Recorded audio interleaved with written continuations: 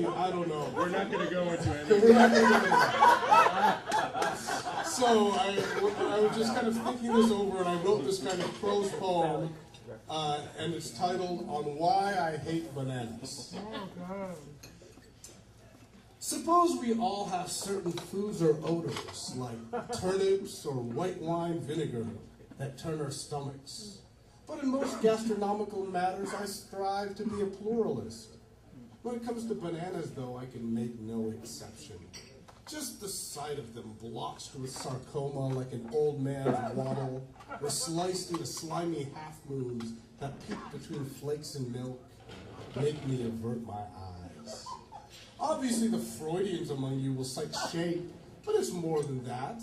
I have a distinct memory of the moment of unconcealment when, as a child, I opened my lunchbox and took out an overripe banana to bite into its flesh, only to discover the true nature of disgust. When I was in the Philippines, I was told the banana plant in folklore had grown from a severed arm of a thwarted lover, buried in the ground until it sprouted yellow fingers. Second year of college, bored and broke, we took to bending reality on the cheap, gagging down cough syrup for the dextromorphine, and once smoking the skin scraped from inside a banana peel, a noxious fume that still fills my lung with urge to convulse.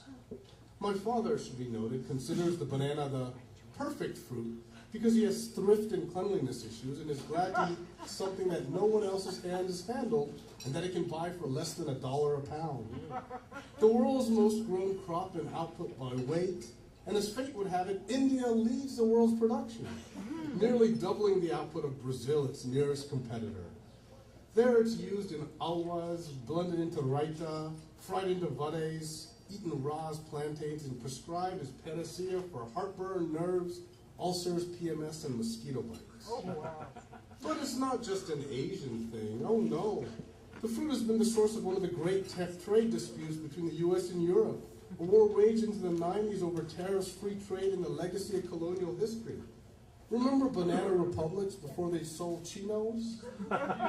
For every dollar spent on bananas at the supermarket, about a nickel goes to the plantations, in turn divided up even further before the migrant workers see even a cent.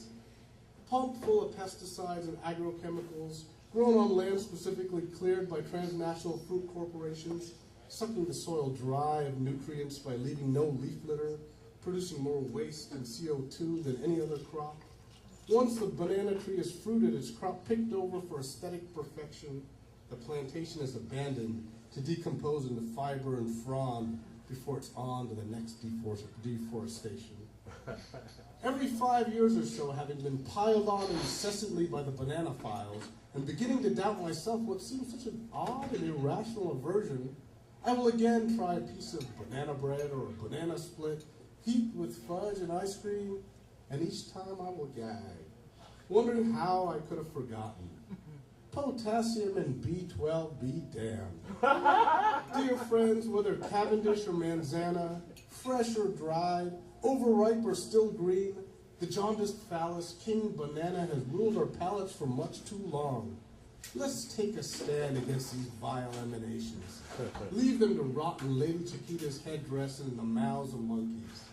Pray they point their cowardly fingers earthward and yellow back into an arm.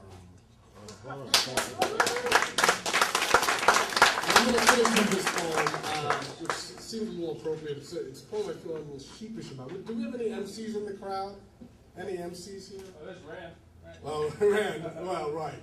And kind of a hip-hop MC is what I'm looking for. And hopefully there's not, because this poem is quite embarrassing in a certain respect. But the reason I want to read it is that it comes from the experience I had teaching at the Niantic Women's Correctional Institute, where I had one of probably the most profound writing workshops that I ever engaged in.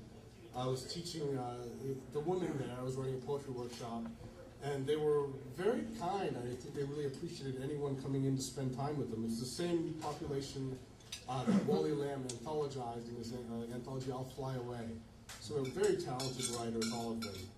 And when I was in class there, I gave 3 classes there, and there was this one woman who kind of was in the back and didn't say anything at all, and just kind of glowered the entire time.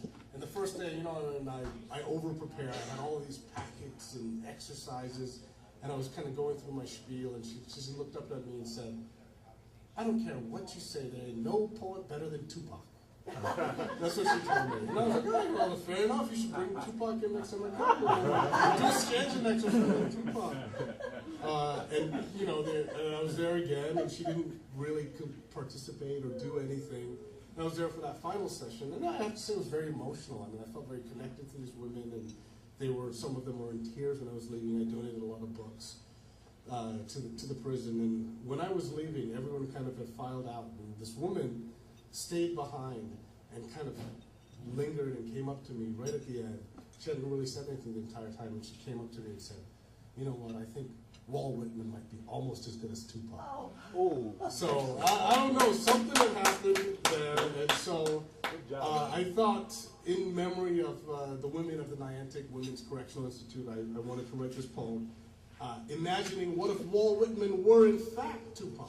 So this is going to be my last poem. There actually is a little chorus. Normally I'd have my backup singers with me, but they're not here today. So I'm going to ask for your help. When I say the phrase, "word over all beautiful as sky," I want you to give it back to me. All right, well, we'll practice one time. Word over all beautiful as sky. Word over all beautiful as sky. Come on, one more time with a little energy. We're getting ready for Ken. We're going to hear about his platform. Word over all beautiful as sky. Word over all beautiful as sky. All right, and I apologize in advance to Tupac and Walt Whitman. This is MC Walt in the Body Electric. Word. The bard is my title, but names are not vital for you to get thrown upon this musical shuttle. Over the sterile sands, down from the showered halo, knocking imitators down with the strength of my recital. Just to let you know, I stop, I go, and stung by flow down from the Mississippi up past the 730. Cloverleaf Freeway, let me see you sway from the roof of my mouth down to the dirty south. Seeing the body electric, bone by brick. I prick each nerve until it curves the walking sticks of old men with beards dark as grass. Hear that, old captain? I'll make you bounce up off that ass. Listen to a clash of brass, you foam dance upon a beer glass. Because no universe can be forecast, remains a procession, a spontaneous jam session. A couple of war vets shooting CeeLo with their pension checks, wrecked on a case of long necks, like specks of dust, limbs flecked with rust, limbs joined in trust, singing hymns charged by lust. They belong to us, you and I, even after we die. Word over all, beautiful as sky. Word over all, beautiful as sky. I hear America singing Greece, dropping bombs, and release priests from compunction for compassion. Dysfunction stays in fashion, being us versus them. When I'd rather not condemn like Eminem, bust a rhyme that reminds a dime bag of weed is what the seed I held in my palm. The germ of a green psalm, confirming one's creed with aplomb. Assalamu alaikum. The world's my home skillet, mash it up like hog millet. Slump it on my plate before I grill it and chill it. Let me down on this universal hieroglyphic barehanded. No need for knife and a fork or hoods and a cuff. If I exist as I am, then that is enough. Try to deny, player, but I'd rather you reply. Word over all, beautiful as sky. Word over all, beautiful as sky. Who's out of the cradle rocking endlessly? It's the MC-W-A-L-T. It's the shade coming silently. It's the MC-W-A-L-T. Who drinks the mystic delirium most fervently? It's the MC-W-A-L-T. Who speaks to each stranger as you speak to me? It's the MC-W-A-L-T. So when I crude, I contain multitudes.